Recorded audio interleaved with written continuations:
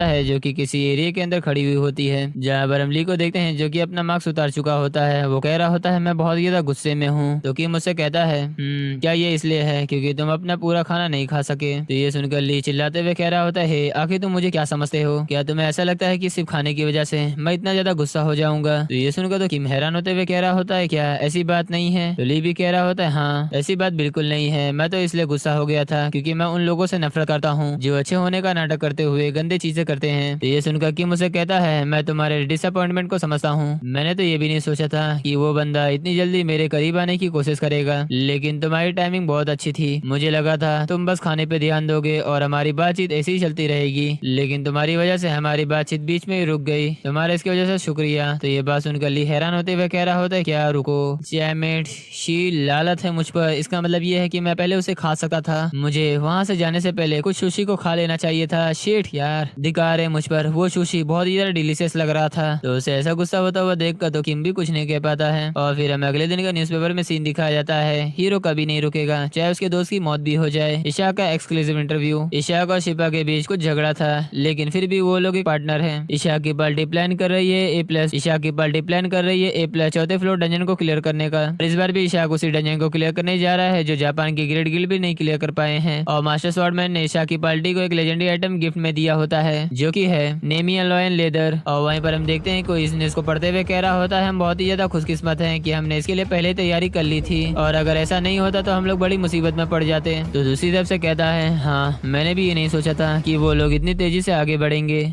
और हम उस बंदे को देखते हैं जो कि होता है ओचेन, जहाँ पे वो फोन में बात करते हुए कहता है तुमने पहले ही यामाटो अलायंस को बहुत ज्यादा गुस्सा दिला दिया है, तो आखिर तुम वहाँ पर क्या कर रहे हो। तो इस रनवे का दूसरा दोस्त होता है किम, जहाँ वो कहता है नहीं ये इतना भी बुरा नहीं है। तो बात सुनकर ओचेन कहता है हम लोग नहीं जानते कि आखिर वो लोग क्या कर सकते हैं, इसलिए ये बेहतर होगा कि तुम सावधान रहना। और इसके अलावा क्या तुमने सक्सेस होने के एडिशनल रिवॉर्ड के तौर पर ये डिसाइड किया है कि तुम एजिस शील्ड को लोगे। तो उस तरफ से किम कहता है हाँ मैं ये करूंगा। तो ये सुनकर ओचेन हंसते हुए कह रहा होता है हाँ क्या ये बहुत ही रेडिकुलस नहीं है। तो ये सुनकर कि उस तरफ से कह रहा होता है आखिर इसमें रेडिकुलस क्या है। तो ओचेन उससे कहता है सेक्रेटरी ली ने कुछ इंटरेस्टिंग इन्फॉर्मेशन लेकर आई है, जहाँ इसी के साथ हमें ओचेन के पास डंजन के लिए फेलियर रिपोर्ट को दिखाया जाता है जिसका ऑर्थर होता है योशिमुरा। जहाँ वो आगे किम से कहता है आखिर वे लोग ऐसी चीज कैसे दे सकते हैं जो उनके पास है ही नहीं। तो ये बात सुनकर तो किम हैरान हो जाता है, जहाँ पर वो ओचेन से कह रहा होता है आखिर तुम कहना क्या चाहते हो। तो ओचेन उससे कहता है एजिस शील्ड वो आइटम अभी माउंट फूजी डंजन के अंदर होना चाहिए।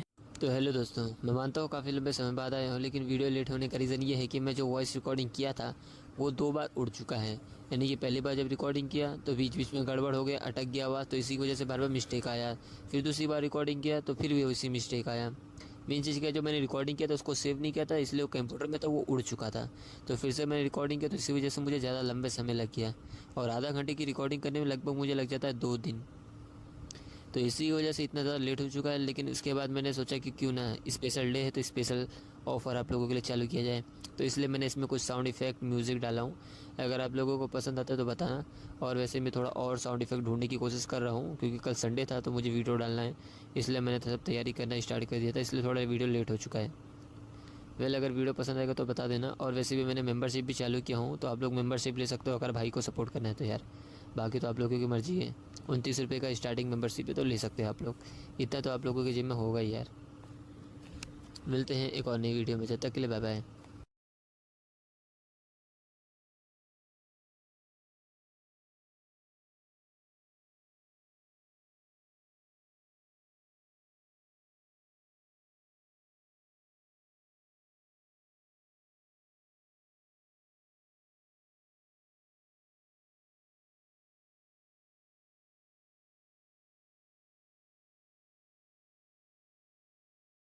और वहीं से हमारा सीनशिप होकर हमें सिटी एरिया के अंदर किसी डंजन रिफ्ट को दिखाया जाता है, जहाँ पे हम देखते हैं कि कई सारे गिल्ड प्लेयर उस डंजन को क्लियर करने के लिए आए हुए होते हैं। और वहीं पर एक न्यूज एंकर उस डंजन रिफ्ट को दिखाते हुए कहता है मैं इस समय A+ टायर 4 फ्लोर डंजन हेलहाउंड के पास हूँ। दुनिया भर के गिल्ड के प्लेयर इस डंजन के अंदर शामिल होने के लिए आए हैं और ऐसा लगता है कि रोशी मॉस्को गिल्ड इन सभी पार्टी को लीड कर रहा है। जहाँ पे हम शाक और ली को देखते हैं, जहाँ पे वो दोनों डंजन के अंदर एंटर कर रहे होते हैं। और हम देखते हैं न्यूज एंकर को, जहाँ पे वो न्यूज दिखाते हुए कह रहा होता है कि मोजिन के एक्सीडेंट के बाद जापानीज गवर्नमेंट गवर्नमेंट की पब्लिक अभी भी उन सभी की बुराई कर रही है। तो आखिर इस मामले पर जापान का इंटरेस्ट क्या है? तो उस एंकर की बात सुनकर वो बंदा कहता है, मुझे लगता है कि जापानीज गवर्नमेंट ने पहले ही इसको कंपनसेट कर दिया है। जहाँ वो इतना कही रहा होता है, लेकिन तभी अचानक से उसके पीछे धमाका हो जाता है। तो ये देखकर तो उन्हें एंकर हैरान हो जाता है, जहाँ पर वो हैरानी से कह रहा होता है, आखिर अभी वहाँ पर क्या हुआ? और हमें उस धमाके की तरफ का सीन दिखाया जाता है, जहाँ पर हम देखते हैं कि सभी प्लेयर्स वहाँ से भाग रहे होते हैं। और ये देखकर न्यूज एंकर हैरान होते हुए कह रहा होता है, वेट। और हमें उस धमाके को दिखाया जाता है, जिस धमाके की वजह से वहाँ के सभी टीवी चैनल बंद हो चुके होते हैं। उस न्यूज एंकर को कुछ भी वहाँ के बारे में पता नहीं चल पा रहा होता है, जहाँ पे अपने साथी से कह रहा होता है, रिपोर्टर किम, क्या तुम मेरी आवाज सुन रहे हो? और हमें उस डंजन के पास एक हेलीकॉप्टर को दिखाया जाता है, जहाँ हम उस हेलीकॉप्टर के अंदर देखते हैं एक न्यूज रिपोर्टर को, जो कि सभी चीजों को रिकॉर्ड कर रहा होता है। और हमें उस धमाके की तरफ का सीन दिखाया जाता है, जहाँ पर हम देखते हैं सभी लोग बहुत ही ज्यादा घायल हो चुके होते हैं। वही एक बंदा रिपोर्टर किम के पास आते हुए कह रहा होता है, रिपोर्टर किम, क्या आप ठीक हो? क्या आप यहाँ से उड़ सकते हो? तो रिपोर्टर किम कहता है, हाँ, लेकिन हम नेक्स्ट सीन में देखते हैं, जहाँ पर वो बंदा रिपोर्टर किम को अपने सहारे से ले जाते हुए कहता है, आखिर यहाँ पे अचानक से हुआ क्या? लेकिन जैसे ही रिपोर्टर किम की नजर उस डंजन की हो जाती है, वो देखकर तो बहुत ही ज्यादा हैरान हो जाता है, जहाँ में उस डंजन को दिखाया जाता है जो कि लॉक हो चुका होता है। और फिर हम न्यूज की हेडलाइंस को देखते हैं, द एब्सोल्यूट डिजास्टर, आतंकवादी का अटैक, A+ टायर 4 फ्लोर का डंजन का एक्सपर्ट ने रिपोर्ट दिया है मिन ऊ किम ने। सही समय के बाद सेंटर टाइम में गेट अपने आप ही बंद हो गया। इशाक विन की सभी पार्टी पीछे छूट गई है। डंजन क्लियर करने का चांस है 0%। Isaac God throw him away. और हमें वर्ल्ड न्यूज को भी दिखाया जाता है, जहाँ उसमें लिखा होता है, टेररिस्ट का अटैक लगातार बढ़ते जा रहा है। जापानीज गवर्नमेंट के ऊपर पब्लिक का गुस्सा लगातार बढ़ते जा रहा है। और वहीं से हमारा सीनशिप होकर हमें जापान में एक बड़े से घर को दिखाया जाता है, जो कि होता है स्वॉर्ड मास्टर का घर, जहाँ पे स्वॉर्ड मास्टर इस सभी न्यूज को पढ़कर हंसते हुए कह रहा होता है, एक बार जब वो लोग अंदर आ चुके हैं तो उन्हें अलग करना इतना भी ज्यादा बुरा नहीं होगा, लेकिन अगर ये मेरे ऊपर होता तो मैं उनके साथ कई ट्रस्टवर्दी लोगों को भेज देता। और हम उसके सामने देखते हैं साकुरा को, जहाँ पर वो कहती है, मास्टर, क्या हमें इतनी दूर तक जाने की जरूरत भी थी? ये तो उनका पहली बार है 4th फ्लोर डंजन को अटेम्प्ट करना, और अब तक तो वो लोग अंदर हेल का एक्सपीरियंस कर रहे होंगे। और ये एक ऐसा डंजन है जिसे हम भी क्लियर करने में फेल हो गए, और सिर्फ अभी 2 लोग आखिर वहाँ पर क्या ही कर पाएंगे। मुझे पूरा यकीन है कि वे लोग वहाँ पर जरूर फेल हो जाएंगे। और मास्टर, मुझे ये उम्मीद नहीं थी कि आपको ऐसी भी ट्रिक पसंद आएगी। तो ये सुनकर स्वॉर्ड मास्टर कंफ्यूज होते हुए कह रहा होता है, तुम्हारे कहने का मतलब क्या है? तो साकुरा कहती है, मैं एजिस शील्ड के बारे में बात कर रही हूँ। आपने एक आइटम देने का वादा किया था जो डंजन के अंदर अभी सो रही है। तो ये सुनकर स्वॉर्ड मास्टर से कहता है, तुम कह रही हो ये एक चाल है? और फिर स्वॉर्ड मास्टर अपनी जगह से उठते हुए कह रहा होता है, क्या तुम्हें ये ऐसा लग रहा है? तो ये सुनकर साकुरा कंफ्यूज होते हुए कह रही होती है, तो क्या वो वैसा नहीं था? तो स्वॉर्ड मास्टर वहाँ से जाते हुए उससे कहते हैं, हाल ही में उस शील्ड आइटम के ठिकाने के बारे में जानने के लिए कई लोग खोजबीन कर रहे हैं। हाँ, लेकिन ये समझ में आता है क्योंकि उस लेजेंडरी आइटम के अंदर सिग्निफिकेंट अमाउंट पावर होती है, और अगर लोगों को ये पता चल जाए कि हम उस आइटम के साथ भी उस डंजन को क्लियर करने में फेल रहे, तो आधे से ज्यादा लोग इस वजह से सावधान हो जाएंगे, और अगर ज्यादा लोग इसकी वजह से प्रिपेयर हो गए तो इसमें सिर्फ नुकसान ही होगा। ये समझकर साकुरा कहती है, ओ स्वॉर्ड मास्टर उसकी तरफ मुड़ते हुए उससे कहते हैं, उन लोगों को रिवॉर्ड देना जारी रखूंगा जो लोग हेलहाउंड डंजन को चैलेंज करते हैं। ये इन्फॉर्मेशन चारों ओर जाल बिछाने का काम करेगी, और ये डंजन हमेशा के लिए बस एक डंजन ही रहेगा, जो कि हमेशा ऐसे ही चलते रहेगा, और उन सभी कमीनों के लिए भी जो हमें चैलेंज देने की कोशिश करते हैं। और वहीं से शीशे पर हमें हेलहाउंड डंजन के अंदर का सीन दिखाया जाता है, जहाँ पर कोई परेशान होते हुए कह रहा होता है, मैं तो इस बात पे बिलीव ही नहीं कर पा रहा हूँ कि हम यहाँ पे अकेले हैं। जहाँ बिली बहुत ही ज्यादा उदास हो चुका होता है, और फिर वो किम से पूछता है, आखिर तुम्हें इसकी उम्मीद कैसे थी? क्या तुम कोई सामान हो या फिर कोई पाम रीडर जो कि फ्यूचर देख सकता है? तो किम यानी कि इशाक उसे कहता है, डंजन के बाहर हमें खत्म करना बहुत ही ज्यादा खतरनाक होता। तो ये सुनकर तो ली चिड़चिड़ा जाता है, जहाँ पर वो गुस्से से कह रहा होता है, नहीं, मैं ये नहीं पूछ रहा हूँ, आखिर तुम्हें कैसे पता चला कि वे लोग वहाँ पर बम विस्फोट करने वाले हैं? तो ये सुनकर कि मुझसे कुछ कहने वाला होता है, लेकिन साथ ही अपने मन में कहता है,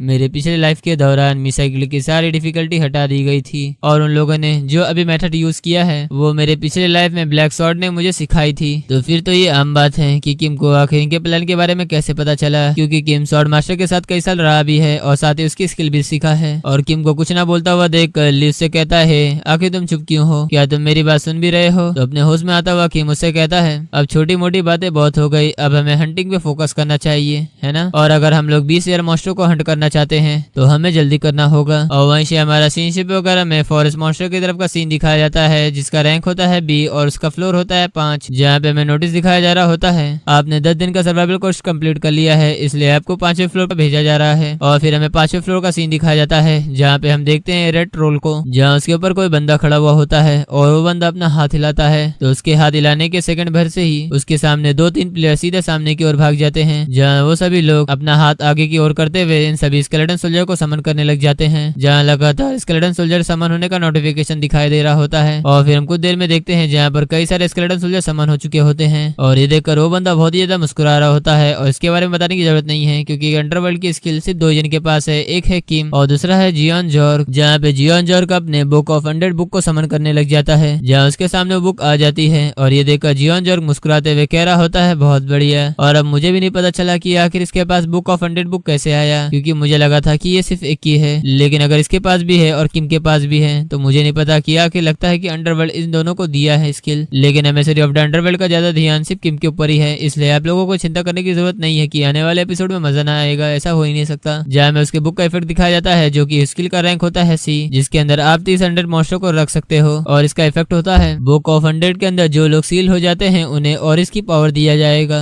जिसकी वजह से उन सभी का स्टेट 15% तक इंक्रीज हो जाएगा। शिप वगैरह में हेलाउन 3rd फ्लोर का सीन दिखाया जाता है, जहाँ पे हम देखते हैं ली जमीन पर पड़ा हुआ होता है, जहाँ उसकी पीछे की जमीन सब टूट चुकी होती है, जहाँ पे वो गुस्से से कह रहा होता है डैम इट, ये इतना ज्यादा इजी नहीं है इस चीज से डील करना जितना मैंने सोचा था। लेकिन तभी ली के पास एक हड्डी से बना हुआ स्केलेटन स्नेक आते हुए उससे कहता है मैंने नहीं सोचा था कि ये इतना ज्यादा हार्ड होगा, ये तो बिल्कुल ही अनएक्सपेक्टेड है। इस 4थे फ्लोर डंजन के अंदर एंटर करने वाले ज्यादातर प्लेयर अक्सर 3रे फ्लोर के अंदर ही खत्म हो जाते हैं, तो क्या तुम इसकी वजह जानते हो? सुनकर तो ली गुस्सा हो जाता है, जहाँ पर वो गुस्से से किम से कहता है आखिर ये मुझे कैसे पता चलेगा, क्या तुम जानते हो? लेकिन तभी अचानक से एक आवाज आती है, जिस आवाज को सुनकर ली परेशान होते हुए कहता है मेरे पास यहाँ बैठकर क्विज को सॉल्व करने का समय नहीं है। तो कहते हुए ली उस जगह से उठने लग जाता है और हम ली के सामने देखते हैं एक बड़े से ऑर्क को, जो कि दिखने में शायद से बॉस मॉन्स्टर लग रहा है, लेकिन ये तो बॉस मॉन्स्टर है ही नहीं क्योंकि ये 3रा फ्लोर है, तो ये शायद से उसका मेन जर्नल होगा, यही समझ लो और क्या कह सकता हूँ क्योंकि इसका अभी तक नाम नहीं बताया गया है। जहाँ ली 21 सेकंड से अपनी जगह से गायब होते हुए तुरंत ही उस मॉन्स्टर के पास आकर लगातार अपने पंच से अटैक करने लग जाता है। तो ये देखकर वो मॉन्स्टर भी अपना अटैक बनाते हुए सीधे ली के ऊपर अटैक कर देता है, लेकिन ली समय रहते ही उस अटैक से डॉज कर लेता है। लेकिन ली को इसकी वजह से बहुत ही ज्यादा गुस्सा आ गया होता है, जहाँ पर उसके ऊपर अटैक करने जा ही रहा होता है, लेकिन जैसे वो सामने की ओर देखता है वो देखकर परेशान हो जाता है क्योंकि वो मॉन्स्टर तुरंत ही ली के ऊपर अटैक कर चुका होता है अपने दूसरे हैंड से, जिसकी वजह से वो जमीन पर टकपक खाते हुए सीधे जाकर पहाड़ में टकरा जाता है। और सचमुच ऐसा लगता है कि वो मॉन्स्टर कुछ ज्यादा ही पावरफुल है, क्योंकि उस मॉन्स्टर ने ली को जो पंच मारा होता है जिसकी वजह से वो पत्थर में टकराया था, वहाँ पे उसका निशान बन चुका होता है और ली सीधे आकर जमीन पर गिरता है।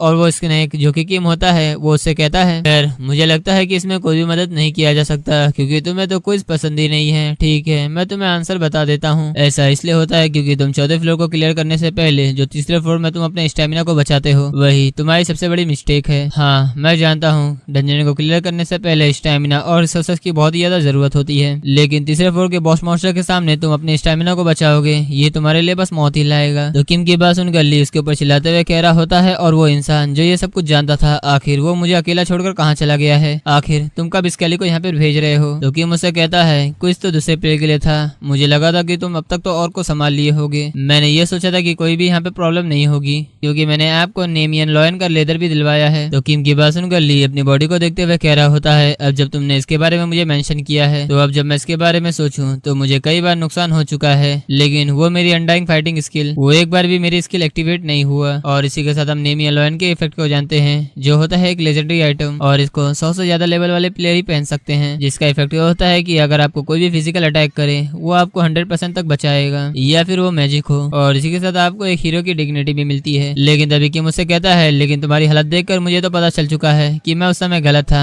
मैं अभी अपने स्केलेटन सोल्जर को यहाँ पे भेजता हूँ। तो ली उससे कहता है नहीं मुश्किल से आखिर तुम्हारा मतलब क्या है, मैं तो बस इंतजार कर रहा था, मैं ये सोच रहा था हम तो हमेशा एक साथ ही लड़ते हैं और बात रही स्केलेटन सोल्जर की मुझे उसकी जरूरत नहीं है, तुम्हें ऐसा लगता होगा कि मैं इसे अकेला नहीं हरा सकता, अब तुम बस देखो। ये बात सुनकर किम बस मुस्कुरा देता है और फिर ली कहता है इस मॉन्स्टर को बस अब मुझ पर छोड़ दो, तुम अपना काम करो। तो किम कहता है ठीक है लेकिन जब भी तुम्हें मदद की जरूरत हो तुम मुझसे कह देना। और फिर हम ली को देखते हैं जहाँ पर वो ऑर्क मॉन्स्टर के सामने एक अलग ही जोश से खड़ा हुआ होता है, जहाँ पर वो मॉन्स्टर उसे देखता है ली उसे देखता है, जहाँ दोनों में एक प्यारा मोमेंट शुरू हो जाता है। और वहीं से शिप वगैरह में दूसरी तरफ किम की ओर का सीन दिखाया जाता है, जहाँ पे किम कोई जगह आते हुए कह रहा होता है ऐसा लगता है आखिर मुझे वो जगह मिल गई। जहाँ हम किम के सामने एक बड़ी सी गुफा को देखते हैं जिसके अंदर कई सारे स्केलेटन सोल्जर की हड्डियां पड़ी होती हैं और किम वहां जाकर एक सोल्जर की हड्डी को उठाते हुए अपनी skill I of the Anubis skill को एक्टिवेट कर देता है, जिसकी वजह से उसकी सारी मेमोरी उसे दिखने लग जाती है। जहाँ पे कोई बंदा कह रहा होता है क्या स्वॉर्ड मास्टर ने हमें एजिसिल उधार में दी है, तो अब इसके साथ हेलहाउंड क्या ही है, इससे भी बदतर अगर कोई प्रॉब्लम हमारे सामने आ गई तो वो इसके सामने कुछ भी नहीं है।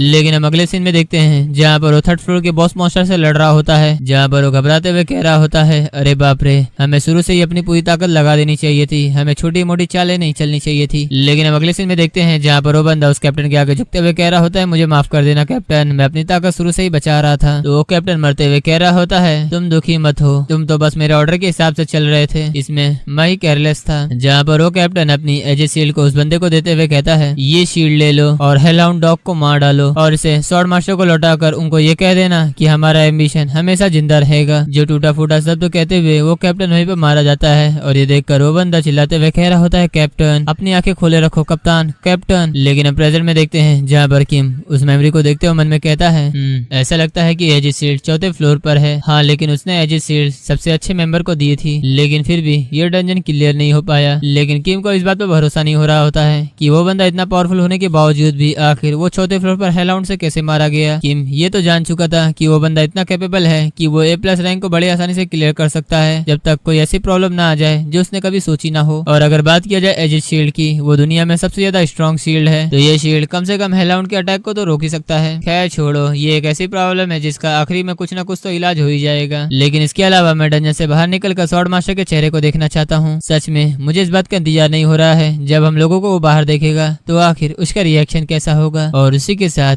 एजिस शील्ड जो कहते हुए कि मुस्कुराने लग जाता है और वहीं से शिप होकर हमें पारशीने की तरफ का सीन दिखाया जाता है, जहाँ पर न्यूज के हेडलाइंस को पढ़ रही होती है। ईशा को डंजन के अंदर गए हुए 17 दिन हो चुके हैं और अभी भी डंजन लॉक है, कोई भी उसके अंदर एंटर नहीं कर सकता है। और डंजन स्पेशलिस्ट से भी हमने ये इंटरव्यू लिया है कि आखिर बाहर आने का चांस कितना ज्यादा है, सबसे ज्यादा लो चांस। लेकिन इसमें सबसे ज्यादा बड़ा इशू ये है कि आखिर ईशा की जगह कौन लेगा। और वहीं पर हम नीचे जोहान जॉर्ग का भी न्यूज देखते हैं, जहाँ पर उसने भी प्लेयर डंजन को क्लियर कर लिया होता है। 10 नेक्रोमेंसर और जोहान जॉर्ग, क्या वो लोग एक नया रास्ता खोलेंगे। मिसा गिल्ड अपना पूरा सपोर्ट दे रही है जोहान जॉर्ग को, और जोहान जॉर्ग के ऐसे एंट्री के साथ सभी लोग उसके बारे में कमेंट कर रहे होते हैं, क्या वो पूरे ईशा की कॉपी कैट नहीं लग रहा है। तो कोई अयो बंदा रिप्लाई देता है, वेल ये मेरे काम की नहीं इसलिए मैं स्किप कर रहा हूँ। और पारशी ने इस न्यूज को देखते हुए कह रही होती है, फिनिश गिल्ड का किम ओजिन उसकी देखभाल स्वॉर्ड मास्टर ने की है और ईशा की पार्टी को डंजन के अंदर अलग कर दिया गया है, इसलिए उस डंजन के अंदर उन लोगों की कब्र जरूर खुदेगी। और जोहान जॉर्ग को भी देखकर ऐसा लग रहा है कि वो हमारे इंटेंशन के हिसाब से बिल्कुल सही आगे बढ़ रहा है और इसी के साथ पब्लिक का ओपिनियन भी हमारे साथ ही जा रहा है। और जैसे सभी चीजें इसी तरह से हमारी तरफ बदल गई है, तो ऐसा लगता है कि जैसे सब कुछ हमारी गोद में आकर गिर गया है। उसके सामने से जुनली होता है, जहाँ पर वो कहता है, ये सिचुएशन क्या तुम्हें मजाक नहीं लग रहा है। तो ये बात सुनकर तो पारशी ने कंफ्यूज होते हुए कह रही होती है, क्या आखिर आपका कहने का मतलब क्या है, आखिर इसमें प्रॉब्लम क्या है। तो सी जुनली उसकी तरफ मुड़ते हुए उससे कहता है, 3 साल हो गए हैं जब से सियोल के बीचों बीच एक दरवाजा दिखाई दिया था, बेशक आपको याद होगा कि आखिर वहाँ पर क्या हुआ था, है ना। और उसी समय एक ऐसा इंसान था जो मेरी मौत की कामना कर रहा था, उसे ये पूरा यकीन था कि मैं गेट से जिंदा बाहर नहीं निकल पाऊंगा। उस समय उस आदमी का माइंडसेट बिल्कुल ही तुम्हारे जैसा था जैसा अभी तुम्हारा है, लेकिन जैसा कि तुम पहले से ही जानते हो कि मैं उस डंजन के अंदर नहीं मरा, बल्कि मेरी पोजीशन और पावर और भी ज्यादा ताकतवर हो गई। तो इसे अलग तरीके से देखने पर मेरे मन में ये विचार आया कि आज मैं इधर जो कुछ भी हूँ वो मुझे उसी इंसान ने बनाया है, तो ये क्या उसका शुक्रिया अदा करने के लायक नहीं है। और बात करें इशाक की, वो लड़का मुझे लगता है वो किसी न किसी तरह मुझसे मिलता जुलता है और मुझे यकीन है कि तुम्हारा भी वही सोच होगा। सही कहा ना पारशी ने। तो सी जुल्ली की बात सुनकर तो पारशी ने कुछ नहीं कह पा रही होती है और सी जुल्ली उससे कहता है, अगर इस बार भी ऐसा ही होता है जैसा कि मैं जिंदा बाहर आया हूँ, तो मुझे कम से कम एक बार तो उससे मिलना ही होगा। और अब शिप वगैरह में हेलहाउंड के डंजन के अंदर का सीन दिखाया जाता है, जहाँ सिस्टम कह रहा होता है आपका प्यार यहीं पे खत्म होता है, आपने अपनी ऐसी चरम सीमा पार कर ली है जिसकी वजह से आपका लेवल अप हो चुका है। और हमें ली को भी दिखाया जाता है जो कि बहुत ज्यादा थका हुआ होता है, जहाँ सामने हमें ली के प्यार का नतीजा दिखाया जा रहा होता है। लेकिन तभी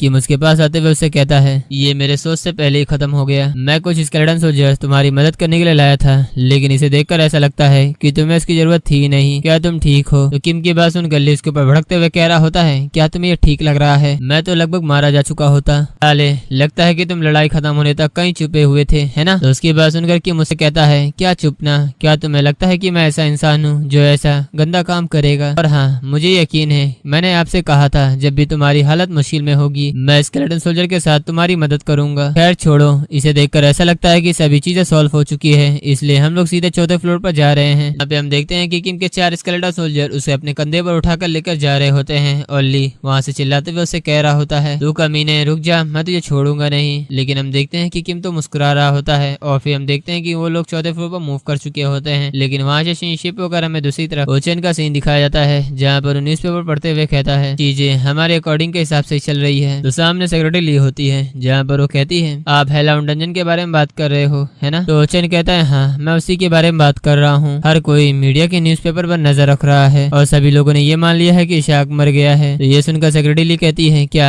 हेलहाउंड इतना ज्यादा स्ट्रॉन्ग है, एक हैचलिन ड्रैगन से भी ज्यादा? तो ये सुनकर ओचन सोचते हुए कह रहा होता है अगर इसे टेक्निकली देखा जाए तो हेलहाउंड को ताकतवर होने के बजाय ज्यादा खतरनाक माना जाता है, जहाँ उसके बारे में ऐसा कहा जाता है कि वो अपने मुंह से हेल फायर को छोड़ता है और एक बार जब इसके फायर में कोई चीज आ जाती है तो ये तब तक नहीं खत्म होगा जब तक कि वो पूरी तरह से खत्म ना हो जाए। और अगर उस डंजन को क्लियर करना है तो कुछ ऐसे लेजेंडरी आइटम है जो कि सील टाइप होते हैं, जिसमें एब्सोल्यूट डिफेंस की खासियत होती है। और अगर तुम्हारे पास उस जैसा लेजेंडरी आइटम शील्ड नहीं होगा तो आप उसे क्लियर करने के बारे में भूल ही जाइए। और इसके अलावा इसकी जो हीलिंग एबिलिटी है वो किसी ट्रोल से भी ज्यादा खतरनाक है, इसलिए इसका अटैक और डिफेंस दोनों ही परफेक्ट है। इसलिए मैं कह रहा हूँ कि ये बहुत ही डेंजरस है। तो ओचन की बात सुनकर सेक्रेटरी ली कहती है तो क्या लीजिना वो भी वहाँ पे ठीक रहेगा? तो ओचन कहता है तुम उसके बारे में चिंता मत करो, वो एक ऐसा लापरवाह इंसान है जो हमेशा खाने के पीछे ही ढूंढता रहता है, लेकिन जब जरूरी होता है तो वो अपना काम निपटा लेता है। और इसके अलावा यहाँ पे कोई ऐसा डंजन नहीं है जो आसान हो, हमें बस ये भरोसा रखना होगा कि वे लोग पास होकर ही आएंगे और तुम्हें ली की चिंता करने की जरूरत नहीं है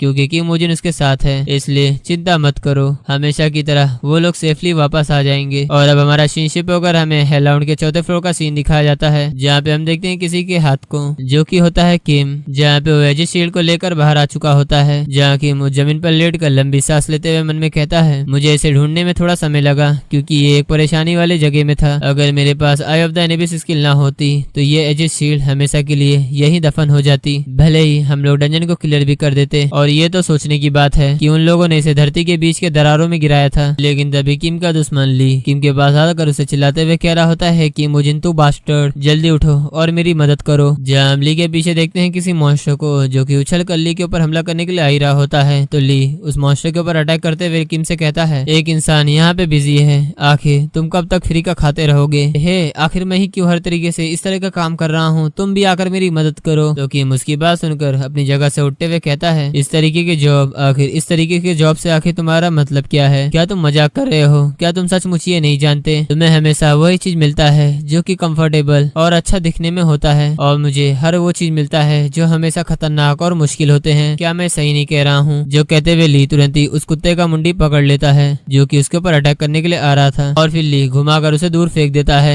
और फिर ली गुस्से से किम से कहता है मेरा मतलब ये है, आखिर तुम्हें क्या ही लगता है कि जब मुझे चोट लगता है तो मुझे दर्द नहीं होता? तुम बस तीसरे फ्लोर से इधर उधर घूम रहे हो और मैं तीसरे फ्लोर से लगातार मेहनत करते आ रहा हूँ, और मैं ये सब इसलिए सह रहा हूँ क्योंकि मेरा मन अच्छा है, मैं तुम्हारा बुरा तो नहीं चाहता हूँ। जहाँ इतना कही रहा होता है लेकिन किम सामने की ओर देखकर हैरान हो चुका होता है, जहाँ पे हमें ली के पीछे दिखाया जा रहा होता है एक बड़ा सा आग का गोला। तो ली भी उसको सेंस कर लेता है, इसलिए वो तुरंत ही पीछे मुड़कर देखता है कि आखिर मेरे पीछे क्या आ चुका है, लेकिन उसके देखने से पहले ही वो फायर अटैक तुरंत ही उसके ऊपर हो चुका होता है। और एक पल के लिए तो मुझे भी लगा था कि ली का यहीं पर राम राम सत्य हो चुका होगा, लेकिन हम ली को देखते हैं जो कि बच चुका होता है। वो अपनी आंख धीरे से खोलता है, जहाँ पर वो सामने देखता है कि किम अपनी एजिस शील्ड की मदद से उस हेलफायर को डिफ्लेक्ट कर देता है। एजिस शील्ड का effect absolute defence has been cast, ये आइटम डिस्ट्रॉय नहीं हो सकता। और फिर हमें एक फायर से बने हुए हेलहाउंड को दिखाया जाता है जो कि पूरा का पूरा हेलफायर से बना हुआ होता है, और हम उस हेलहाउंड के सामने ली और किम को देखते हैं जहाँ पर उस हेलफायर से बच चुके होते हैं। लेकिन ली तो ये देखकर बहुत ही ज्यादा हैरान हो चुका होता है।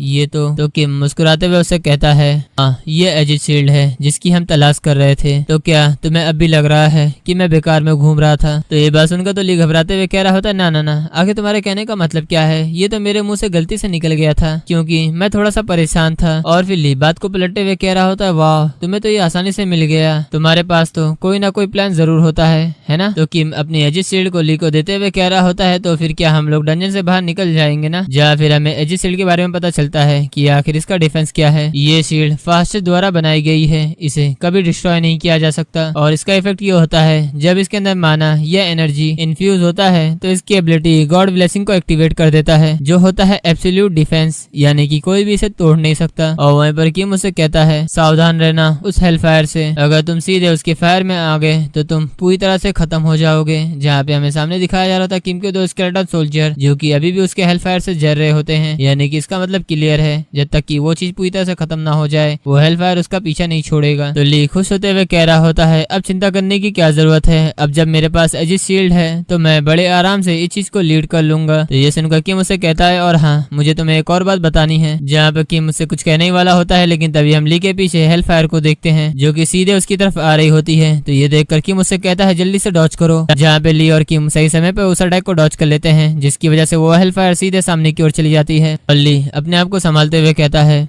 आखिर इसका मतलब क्या है, वो हेलाउंड तो हमारे आगे था लेकिन अचानक से ये हमला हमारे पीछे से कैसे आया। जहाँ पे ली अपने आप को संभालते हुए सीधे पीछे की ओर देखता है, लेकिन जैसे वो देखता है वो देखकर तो बहुत ही ज्यादा हैरान हो चुका होता है। जहाँ पर वो घबराते हुए कह रहा होता है ये तो, और किम अपने मन में कहता है जैसी उम्मीद थी ये बिल्कुल वैसा ही है जैसे मैंने आई ऑफ द एनुबिस स्किल से देखा था। जहाँ पे हम देखते हैं कि चौथे फ्लोर के अंदर एक हेलाउंड बॉस मॉन्स्टर नहीं बल्कि 2 हेलाउंड बॉस मॉन्स्टर रहते हैं। तो उन दोनों को देखते हुए किम कहता है तो यही वजह है कि एजिस शील्ड होने के बावजूद भी वो आखिर इस डंजन को क्लियर क्यों नहीं कर पाए, क्योंकि यहाँ पे 2 हेलाउंड मॉन्स्टर हैं। अब मुझे समझ में आ रहा है आखिर वो लोग इतने पावरफुल होने के बावजूद भी इस डंजन को क्लियर क्यों नहीं कर पाए। यहाँ पे एक हेलाउंड बॉस मॉन्स्टर नहीं बल्कि 2 हेलाउंड बॉस मॉन्स्टर हैं। और ये देखकर ली तो परेशान हो चुका होता है। जहाँ पर वो किम से कहता है ये तो 2 हेलाउंड मॉन्स्टर हैं, यहाँ पे क्या कोई ऐसा सेल चल रहा है कि एक लो एक फ्री में पाओ। आखिर यहाँ पे 2 हेलाउंड बॉस मॉन्स्टर कैसे आ गए। जहाँ ली किम से कह रहा होता है, लेकिन तभी हम देखते हैं कि उसके सामने हेलफायर का अटैक आ चुका होता है। तो उस अटैक को देख कर ली एजिस शील्ड को अपने आगे लाते हुए कहता है क्या तुम्हें सचमुच ऐसा लगता है कि ये समझ में भी आता है आखिर हम लोग इसका सामना कैसे करेंगे। जहाँ उतना कहता ही है, लेकिन तभी हम देखते हैं कि वो हेलफायर उसे चारों तरफ से घेर लेती है और इसका प्रेशर कुछ ज्यादा ही होता है। लेकिन हम देखते हैं कि उस शील्ड ने ली को बचा लिया होता है। इस शील्ड की वजह से ली को उस अटैक से कुछ भी असर नहीं हुआ होता है। और फिर वो किम से कहता है हमारे पास बस एक की शील्ड है, आखिर अब तुम क्या करोगे। और हम लोग ऐसे ही खड़े होकर अपनी मौत का तमाशा नहीं देख सकते। जो कहते हुए ली पीछे की तरफ मुड़ता है, लेकिन किम तो उसके पीछे होता ही नहीं है। तो ये देखकर तो ली कंफ्यूज हो चुका होता है। तो ली को जैसे ही समझ में आता है वो चिल्लाते हुए किम को कह रहा होता है तू कमीने, मैं पूरी ताकत से इस अटैक को रोक रहा था ये सोचकर कि तू मेरे पीछे होगा। वो बास्टर आखिर मेरे पीछे से कहाँ भाग गया। लेकिन तभी किम उसके सामने आते हुए कह रहा होता है जैसा कि तुमने कहा अगर हम लोग एक साथ रहेंगे तो कुछ भी नहीं कर पाएंगे, और अब जबकि तुम्हारे पास शील्ड है इसलिए तुम एक कुत्ते को तो पकड़ कर रख सकते हो है ना। तो ये सुनकर ली उससे कहता है हाँ लेकिन दूसरे के बारे में क्या। लेकिन तभी किम उसको चिल्लाते हुए कह रहा होता है जल्दी से अपने पीछे देखो। तो किम की बात सुनकर ली तुरंत ही पीछे देखता है, जहाँ पे वो देखता है कि हेलाउंड का अटैक उसकी तरफ आ रहा होता है, इसलिए तुरंत ही अपने शील्ड को आगे लाते हुए उस अटैक से बचने के लिए तैयार हो चुका होता है। जहाँ पे हम देखते हैं कि वो हेलफायर उसे चारों तरफ से घेर लेता है। जहाँ ली उस हेलफायर के अंदर जोर से चिल्लाता है और ये देखकर किम तो परेशान हो चुका होता है। जहाँ जोर से चिल्लाता है लीजिना, लेकिन जैसे उस जगह से हेलफायर हटता है हमें उस धूल के अंदर लीजिना को दिखाया जाता है। जहाँ हम देखते हैं कि ली को जिसे हेलफायर का अटैक लग चुका होता है, जहाँ उसका कंधा जल रहा होता है। तो ये देखकर तो ली परेशान हो चुका होता है। जहाँ सिस्टम उसे कह रहा होता है आप हिट हो चुके हो, कभी ना बुझने वाली आग हेलफायर से। और ली चिल्लाते हुए किम से कह रहा होता है अरे बॉस यहाँ खड़े होकर मत देखो, जल्दी से आकर मेरी मदद करो। जो कहते हुए ली उस हेलफायर को बुझाने के लिए जमीन पर लोटपोट कर रहा होता है। तो ये देखकर किम उससे कहता है लीजिना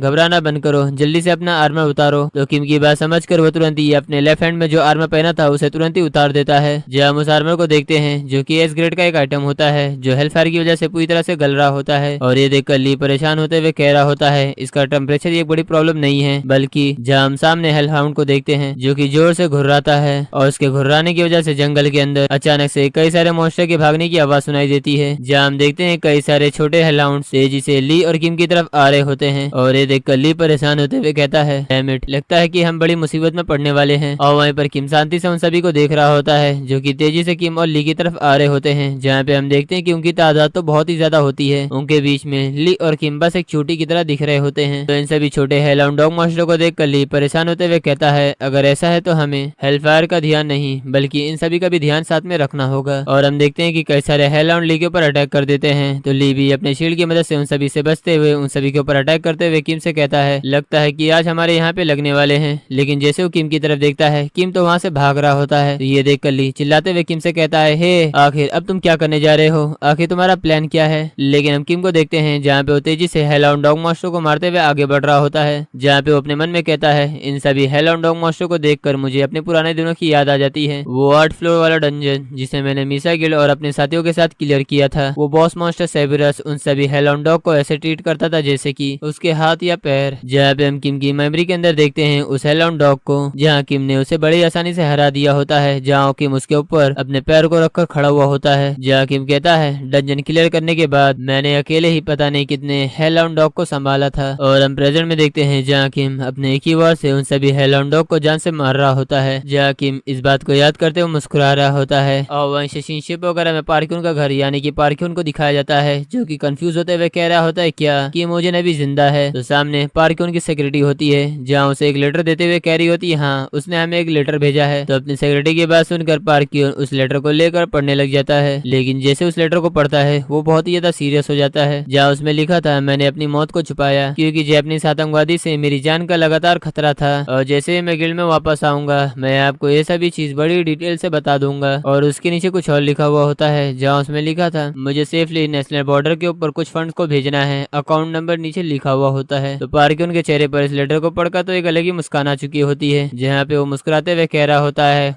अभी वो जिंदा है, अगर हम लोग उसे मिडल सी ईस्ट एरिया के अंदर भी छोड़ देंगे तब भी वो वहाँ से जिंदा वापस आएगा। और फिर वो अपनी सेक्रेटरी से कहता है ये इन्फॉर्मेशन लीक नहीं होना चाहिए, तुम केयरफुल रहना और अभी के लिए उनकी रिक्वेस्ट को पूरा करो। तो ये सुनकर पार्क्यून की सेक्रेटरी कहती है हाँ मैं समझ गई, लेकिन उस पर्सन का बिहेवियर बहुत ही सस्पिशियस है, चाहे वो कितना भी लाइफ थ्रेटनिंग क्यों ना हो, है ना। और ये बहुत ही अजीब है कि वो अब तक हमसे ये बात छुपा रहा है कि आप सचमुच उस इंसान के ऊपर भरोसा कर सकते हो प्रेसिडेंट। तो ये बात सुनकर तो पार्क्यून हंसने लग जाता है और फिर उस लेटर को मोड़ते हुए कहता है किसी भी केस में मैंने शुरू से ही उसके ऊपर भरोसा नहीं किया, वो तो बस मेरे लिए एक टूल है जिसकी जरूरत मुझे अपने एम्बिशन पूरा करने के लिए चाहिए, और मैं कितना ज्यादा लकी हूँ कि वो अभी तक जिंदा है और मेरा इन्वेस्टमेंट जो मैंने उसके ऊपर किया था अब मैं उसका फायदा उठा सकता हूँ, और जैसे ही मेरा फायदा उससे खत्म हो जाएगा मैं उसे मुझे धोखा देने की कीमत चुकाने पे मजबूर कर दूंगा। और शिप वगैरह में हेलाउंड की तरफ का सीन दिखाया जाता है, जहाँ पर हम उस हेलाउंड को देखते हैं जो कि जोर से चिल्लाते हुए सीधे वो जमीन पर गिर जाता है। और किम को इतनी आसानी से हेलाउंड मॉन्स्टर को हराता हुआ देख कर तो ली बहुत ही ज्यादा हैरान हो चुका होता है, जहाँ पर वो कह रहा होता है ये मॉन्स्टर्स कमीने लोग, इन लोगों की पावर सचमुच एक मॉन्स्टर जैसी है। कमीना हेलफायर को इग्नोर करते हुए सीधे आगे बढ़ रहा होता है जैसे कि हेलफायर इसके लिए कुछ भी नहीं है। मैंने तो एक पल के लिए सोचा कि ये वहाँ पर मरने जा रहा है, बट माय एस इसकी मूवमेंट ऐसी है जैसे मानो वो हेलाउंड अटैक को बड़े आसानी से देख रहा है। और जहाँ तक मुझे पता है ये उसका पहली बार है जब उसका सामना हेलाउंड के रॉक से हुआ है, तो आखिर ये पॉसिबल कैसे हो सकता है कि आखिर ये मिस्टीरियस बास्टर इस मॉन्स्टर को कैसे हरा दिया। जो सोचकर वो अपने पीछे की तरफ मुड़ता है, जहाँ में उसके पीछे एक बड़े से पहाड़ को दिखाया जाता है जो कि पूरी तरह से जल चुका होता है, यानी कि गल चुका होता है, इट्स मीन खत्म हो चुका होता है। और उस अटैक को देख कर ली अपने मन में कह रहा होता है कहीं इसका मतलब तो ये नहीं है कि वो ये कहना चाहता है हेलफायर चाहे कितना भी ज्यादा स्ट्रॉन्ग क्यों ना हो, जब तक हम लोग उसके अटैक से बचते हैं ये हमारे लिए ठीक है। और वह किम को देखते हैं जहाँ पर ओली की तरफ मुड़ते हुए कह रहा होता है तो बस अब एक ही बचा हुआ है, जो कहते हुए दूसरे हेलाउंड के सामने खड़ा हो जाता है। और वह किम के हाथ में एक बोन स्पेयर को देखते हैं और किम उस बोन स्पेयर को फेंकते हुए कहता है ये ड्रैगन के बच्चे से बना हुआ ये स्पेयर ये तो इतनी जल्दी मेल्ट हो रहा है, लेकिन फिर भी आखिर इससे फर्क ही क्या पड़ता है। जहाँ पे किम ये कहते हुए मुस्कुरा रहा होता है और इसी के साथ किम की स्किल एक्टिवेट हो चुकी होती है। हमें उसके पीछे कई सारे बोन स्पेयर को दिखाया जाता है और किम उस बोन स्पेयर को उठाते हुए कहता है चलो अब तो मैं भी ये जानने में बहुत ज्यादा एक्साइटेड हूँ आखिर ये मेरे कितने सारे बोन स्पेयर को सह पाता है। जहाँ फिर हम देखते हैं कि आखिर किम कौन से स्किल को यूज कर रहा होता है, जहाँ उसका नाम होता है एक्सपेरिमेंट आउट ऑफ हेंचलिन बोन। और इस स्किल को यूज करने के लिए कम से कम आपका लेवल 50 से ऊपर होना चाहिए और इसका फिजिकल अटैक 110 है। और इस स्पेयर की खासियत होती है ये स्पेयर हेचलिन के ड्रैगन के बच्चे से बना हुआ है, इसका अटैक चाहे ज्यादा ना हो लेकिन फिर भी ये बहुत ज्यादा मजबूत है। और हम उस हेलडॉग को भी देखते हैं जो कि किम को देखकर बहुत ज्यादा गुस्से से घूर रहा होता है, जो किम मुस्कुराते हुए कह रहा होता है ऐसा लगता है कि हमें अब फाइट शुरू करना चाहिए। जो कहते हुए किम अपने स्पेयर को लेकर आगे बढ़ने वाला होता है, लेकिन तभी हम देखते हैं ली को जो कि तेजी से किम की ओर भाग रहा होता है, जहाँ किम से कह रहा होता है रुक जाओ। तो ये देखकर तो किम भी थोड़ी देर कंफ्यूज हो चुका होता है, जहाँ ली उसके सामने आ चुका होता है। तो ये देखकर किम उससे पूछता है आखिर तुम अचानक से मेरे सामने क्यों आ गए। तो ली उससे कहता है मैं इस तरीके से फ्री में बैठकर यहाँ पे सीन नहीं देखने आया हूँ, मुझे भी एक मैन होने का प्राइड निभाना चाहिए, है ना, यानी कि ये जो आखिरी बचा हुआ है ये मेरे लिए छोड़ दो। और इस समय हम ली की आंखों में भी देखते हैं जहाँ उसकी आंखों में एक अलग ही जज्बा होता है और भी ज्यादा पावरफुल बनने का। और ये देखकर तो किम एक पल के लिए हैरान हो चुका होता है और फिर वो हंसते हुए कहता है क्या तुम श्योर हो तुम इसे हैंडल कर सकते हो। तो ली किम को अपनी शील्ड देते हुए कह रहा होता है ऑफ कोर्स। ये देखकर किम उसे कहता है तो आखिर इस शील्ड से तुम्हारा क्या मतलब है। लेकिन हम ली को देखते हैं जहाँ पर वो किम के बोन स्पेयर को लेते हुए कह रहा होता है तुम बस देखो जब किसी को ऐसा लगता है कि मैं बस उसके लिए बोझ बन रहा हूँ तो मैं इसे बर्दाश्त नहीं कर सकता। और साथ ही अपने मन में कह रहा होता है और इसी के साथ कुछ ऐसे लोग भी हैं जिनकी मुझे रक्षा करनी है, सो इसीलिए मुझे जितना हो सके उतना ज्यादा स्ट्रॉन्ग बनना होगा। मैं अभी जितना हूँ उससे भी ज्यादा स्ट्रॉन्ग। और इसी के साथ हमारा सीन शिफ्ट हो जाता है। साला एक कमीना राइटर हमें फाइट का सीन ही नहीं दिखा रहा है। किम की फाइट हेलाउंड से हुई तब भी फाइट का सीन नहीं दिखाया और अब ली की भी फाइट हेलाउंड से होने जा रही है तब भी वो फाइट का सीन नहीं दिखा रहा है। पता है उसे प्रॉफिट तो मिलने वाला नहीं है, तो फोकट आखिर वो इतनी सारी पेंटिंग क्यों ही बनाएगा, क्योंकि क्योंकि उसकी गांड तो फटी चुकी होगी इतनी सारी पेंटिंग बनाकर। और वहीं से हमारा शिप वगैरह में किसी जंगल के अंदर किसी बेस कैंप को दिखाया जाता है, जहाँ पे हम देखते हैं कई सारे गार्ड को जो कि रेफ्यूजीज को बंदे बनाकर रखे हुए होते हैं। और वहीं हमें बेस कैंप के अंदर किसी एक बंदे को दिखाया जाता है जो कि अपना सूटकेस रखते हुए कहता है, यहाँ मैं इसके साथ ये कीमत चुकाऊंगा।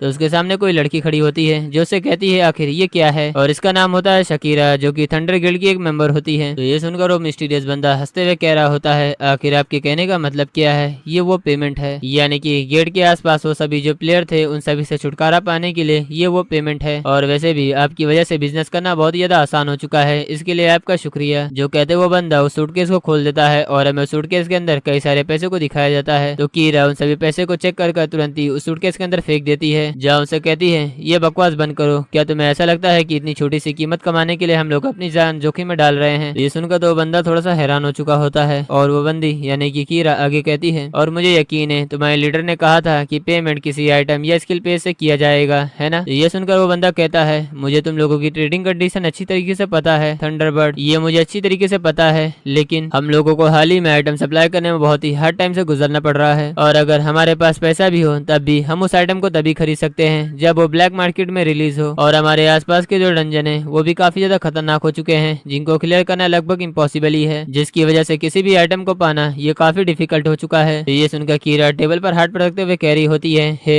मिस्टर बिजनेसमैन, अमेज़न का ये एरिया ये हमारे लीडर के अंदर में आता है, इसलिए हमारे लीडर का वर्ड यहाँ पे एक कानून बन जाता है। ये बात सुनकर तो बंदा घबरा जाता है, लेकिन तभी कीरा उसका कॉलर पकड़ते हुए उससे गुस्से से कहती है, तो आखिर तुम जैसे कीड़ों ने ये कब सोच लिया कि तुम हमारे सामने अपनी जुबान को खोल सकते हो, और अगर तुमने एक और शब्द कहा तो मैं तुम्हारा जुबान निकाल कर आवारा कुत्तों के सामने फेंक दूंगी। तो ये बात सुनकर तो उसकी बहुत ही फट जाती है, जहाँ पर वो कुछ कहने वाला होता है, लेकिन तभी वो अपने दोनों हाथों से अपने मुंह को बंद कर लेता है। लेकिन कीरा तो बहुत ही ज्यादा ब्रूटल होती है, वो अपने हाथ को आगे बढ़ाते हुए उसके मुंह को खोलकर उसके जुबान को निकालने के लिए अपने हाथ को आगे कर रही होती है, लेकिन तभी अचानक से उसके ऊपर ठंडर लाइट गिर जाती है, जहाँ उसका पूरा शरीर राख हो जाता है। तो ये देखकर कीरा कंफ्यूज होते हुए पीछे की तरफ मुड़ती है, जहाँ पीछे उसका लीडर खड़ा हुआ होता है, जहाँ वो उससे कहता है, कीरा क्या तुमसे मैंने ये नहीं कहा था कि बेकार की चीजों पर अपना समय मत बर्बाद करना? आखिर तुम इन जैसे कीड़ों से बात करने के लिए क्यों ये अपना समय बर्बाद कर रही हो? जहाँ हम उस लीडर के हाथ में एक स्किल पेज को देखते हैं, जहाँ वो लीडर उस स्किल पेज को टेबल के ऊपर रखता है और हमें उस स्किल पेज का नाम दिखाया जाता है, समन लीच स्किल, और ये skill page golden skill page होता है। और कीरा घबराते हुए कह रही होती है, बस ये इजी था। और हमें उस लीडर के बारे में पता चलता है, इसका टाइटल होता है लाइटनिंग किंग और इसका नाम होता है युगफ्राई, और ये होता है थंडर गिल्ड मास्टर, जिसे हम लोग लाइटनिंग किंग से बुलाएंगे। और अब हमारा शिप वगैरह में हेलॉन डंजन की ओर का सीन दिखाया जाता है, जहाँ पे हम देखते हैं कि वहाँ पे दोपहर का सीन हो चुका होता है, जहाँ पे कई सारे पत्थर तो गल के राख हो चुके होते हैं, और सामने हम हेलॉन डॉग मॉन्स्टर को देखते हैं, जिसकी हालत तो बहुत ज्यादा खराब हो चुकी होती है, क्योंकि उसकी बॉडी के अंदर कई सारे बोन स्पेयर घुसे हुए होते हैं, जहाँ पे बस वो अपनी आखिरी सांस ही ले रहा होता है, लेकिन तभी वो अचानक से वो जमीन पर गिर जाता है, यानी कि उसका भी काम तमाम हो चुका होता है। और वहीं हम सामने ली को देखते हैं, जिसकी हालत इतनी भी सही नहीं होती है, कि ली भी डंजन के अंदर उस हेलॉन मॉन्स्टर से सामने लड़ रहा है, और ली को जितनी भी चोट लगी थी उसकी ब्लेसिंग एक्टिवेट होने की वजह से उसे जितनी भी चोट थी वो सभी रिकवर हो जाती है, जहाँ पे ली तुरंत ही अपनी आंखें खोलता है, जहाँ पे वो अपने बोन स्पेयर को लेकर तुरंत ही अपने फाइटिंग पोजीशन पे आके उस हेलॉन मॉन्स्टर से लड़ने के लिए तैयार हो जाता है, लेकिन तभी उसका बोन स्पेयर किम पकड़ लेता है। तो ये देखकर तो ली कंफ्यूज हो चुका होता है, तो किम उससे कहता है, लीजिए